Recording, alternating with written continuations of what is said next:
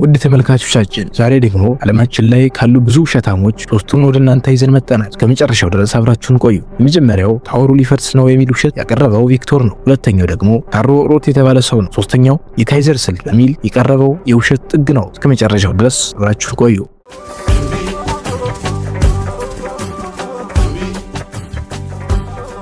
ቪክቶር ነጋዴዎችን ሰብስቦ እንዲህ ያላቸው፣ መንግስት የኤፊል ታወርን ጥገና መሸከም አቅቶታል። ስለዚህ ታወሩ ፈርሶ ለብረት ብስባሽነት ወይም ስክራፕ ሜታል እንዲሸጥ ተወስኗል። ይህ ግን ከፍተኛ ተቃውሞ ሊያስነሳ ስለሚችል ሂደቱ በምስጢር እንዲያዝ ተፈልጓል። ነጋዴዎቹም ይህንን ታላቅ የብረት ሽያጭ ለማግኘት እርስ በርሳቸው መፎካከር ጀመሩ። ከነጋዴዎች መካከል አንድሬ ፖይሰን የተባለ ሰው ሽያጩን ለማሸነፍ በጣም ይጓጓ ነበር። ቪክቶር የፖይሰንን ስሜት ተረድቶ ሌላ ተጨማሪ ድራማ ሰራ። ፖይሰንን ለብቻው አግኝቶ እኔ ደካማ ደሞዝተኛ የመንግስት ሰራተኛ ነኝ፣ ሽያጩን ጨረታ አንተ እንድታሸንፍ ካስፈለገ ልዩ ክፍያ ወይም ጉቦ ያስፈልገኛል አለው። በጣም የሚያስገርመው እዚህ ጋር ነው። ፖይሰን ባለስልጣኑ ጉቦ ከጠየቀኝ ሽያጩ እውነተኛ ነው ማለት ነው ብሎ አመነ። ምክንያቱም በዛ ዘመን ሙስና የተለመደ ነበር። ፖይሰን ለታወሩ የሚከፍለውን በሚሊዮኖች የሚቆጠር ገንዘብና ለቪክቶር የሚሰጠውን ጉቦ በቼክ አስረከበ። ቪክቶር ገንዘቡ እንደተቀበለ ወዲያውኑ በባቡር ወደ ኦስትሪያ ቪየና ፈረጠጠ። ታዲያው ፖይሰን እየተታለለ መሆኑን ያወቀው ታወሩን ለማፍረስ ሰራተኞቹን ይዞ ሲመጣና የኤፊል ታወር ሰራተኞች ምን ልታደርግ ነው የመጣው ብለው ሲያባሩት ነው። ሆኖም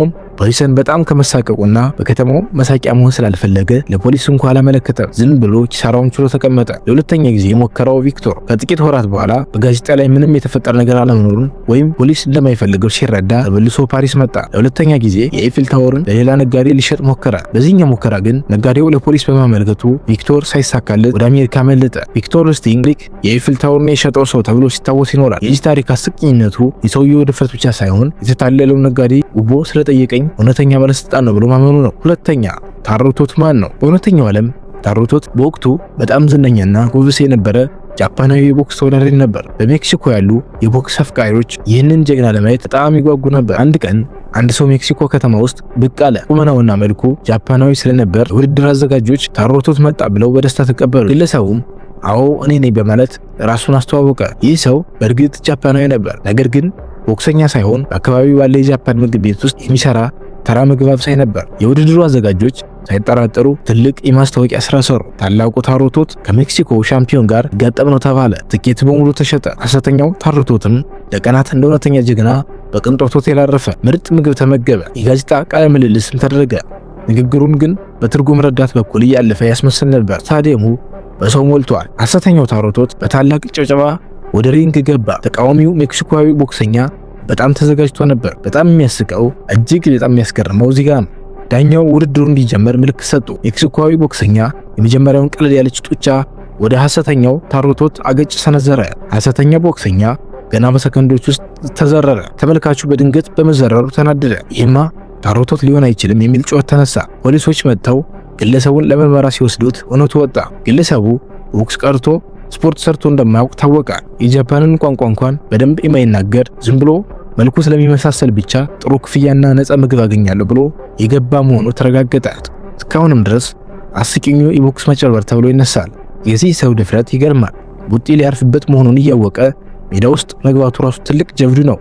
ሶስተኛ የካይዘር ስልት። ካይዘር ኳስ የመጫወት ተሰጥቶ እንደሌለው ያውቅ ነበር። ስለዚህ ስልቱን በሁለት ነገሮች ላይ መሰረተ፣ ጥሩ ግንኙነት መፍጠርና የውሸት ጉዳት። ታዋቂ ጓደኞቹ በዛ ዘመን የሕክምና ምርመራ ስላልነበር ዶክተሮች ሊያረጋግጡለት አይችሉም ነበር።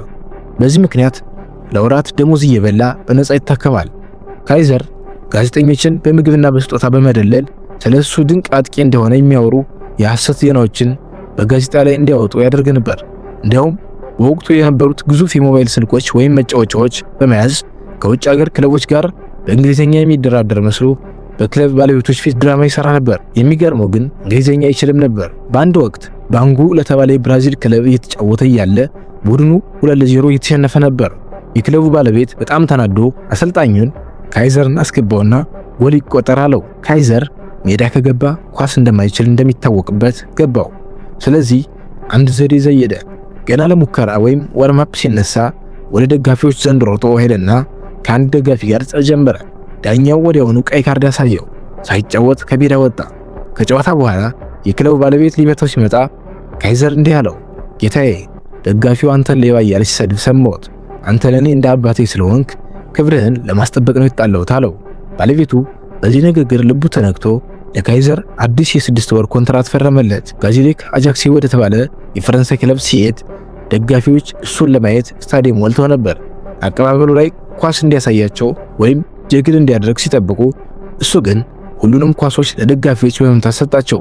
ኳስ ስለሌለ ችሎታውን ማሳየት ሳይጠበቅበት ደጋፊዎችን በደግነቱ አስደስቶ ጨረሰ። ካይዘር በ2011 አካባቢ እውነተኛ ማንነቱን በራሱ አንደበት ይፋ አደረገ። እኔ እግር ኳስ ተጫዋች መሆን አልፈልግም ነበር፣ ዝም ብዬ መዝናናትና ደሞዝ መብላት ብቻ ነበር የምፈልገው ብሏል። ዛሬ ካይዘር በብራዚል ውስጥ እንደ አንድ አስቂኝ ጀግና ይታያል። ታሪኩም ዘ ግሬተስት ፉትቦለር ኔቨር ቱ ፕሌይ ፉትቦል በሚል ገራሚ ርዕስ በፊልምና በዶክመንታሪ ቀርቧል። የካይዘር ታሪክ ከመጫወት ይልቅ ማውራት ያሸንፋል ለሚሉት ሰዎች ትልቅ ምሳሌ ነው። እነዚህም ሁሉ አስገራሚ ውሸት ታሪኮች ስንመለከት ሰዎች ለማሸነፍ የሚሄዱበት ርቀት እውነት ያስገርማል። ለዛሬ ያመጣላችሁ አስገራሚና ድንቅ የውሸት ታሪኮች እነዚህ ናቸው። በቀጣይ እስክንገናኝ ቸር ሰንብቱ።